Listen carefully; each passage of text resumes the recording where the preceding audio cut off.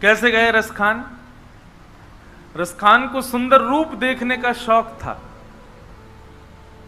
एक परिवार था दिल्ली में, उसके छोटे से बालक को रोज ले जाता रसखान, क्योंकि एक तो मुगलों का साम्राज्य, ऊपर से रसखान सेनापति था मुगल का, इसलिए डर के मारे घर के लोग बेचारे कुछ नहीं कहते, रोज अपने बालक को तैयार करके खड़ा कर देते कि रसखान लेने आएगा। रसखान तो बालक को लेके चला जाता, माता पिता रोते ही रहते कि हमारा बालक सुरक्षित वापस आ जाए। और शाम को आते आते रसखान वापस करता कुछ नहीं, बस वो बालक को ले जाके एकांत में उसको बैठा के देखता रहता था, कितना सुंदर खुदा ने तुमको बनाया, केवल रूप देखता था। तो एक वृंदावन से आचार्य गए और आचार्य ने रसखान को कहा कि इस बालक पर तुम इतने कुर्बान हुए जा रहे हो, इतने फिदा हुए जा रहे हो, इससे सुंदर बालक दिखा दूं तो? रसखान बोला, मैं आधी मूंछ रखूंगा, इससे सुंदर बालक नहीं हो सकता।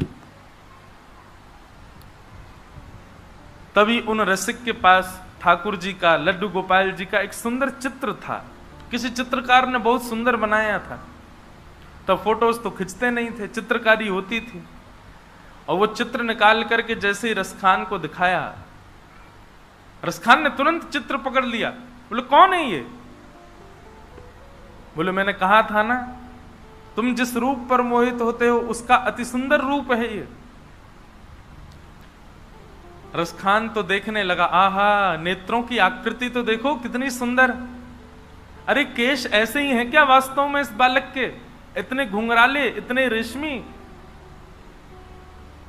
अरे इसके हाथ भुजाएं तो देखो, इसके चरण कमल तो देखो, इसका वक्ष तो देखो, इसकी ग्रीवा तो देखो।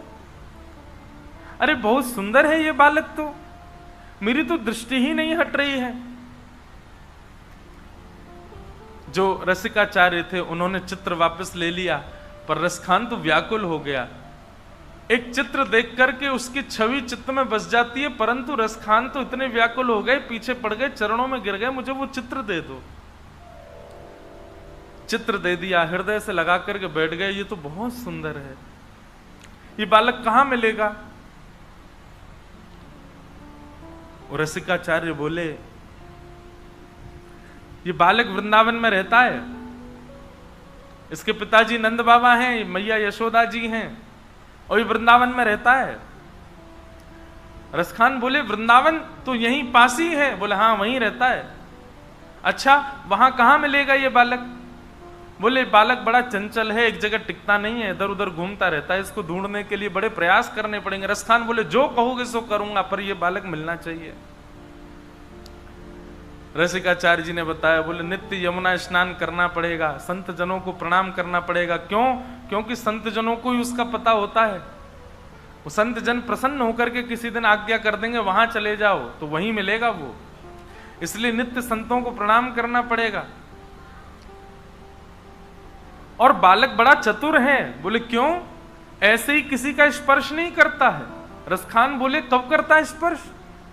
बोले, पहले देखता है कि गले में कंठी माला होगी, सिर पर उर्धपुंड होगा, मुख में गुरु मंत्र होगा, चित्त में उसका स्वरूप विद्यमान होगा, तभी स्पर्श करता है।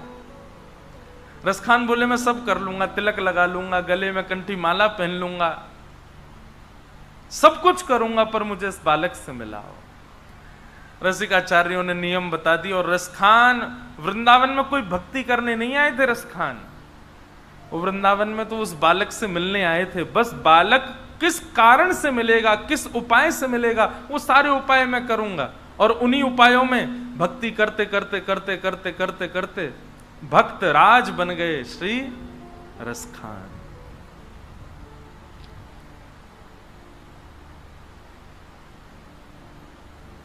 हाँ हाँ, अद्भुत है ठाकुर जी की लीला। सुनो दिल जानी मेरे दिल की कहानी, सुनो दिल जानी मेरे दिल की कहानी, तेरे हाथ हूँ बिकानी, तेरे हाथ हूँ बिकानी, बदनाम भी सहूंगी।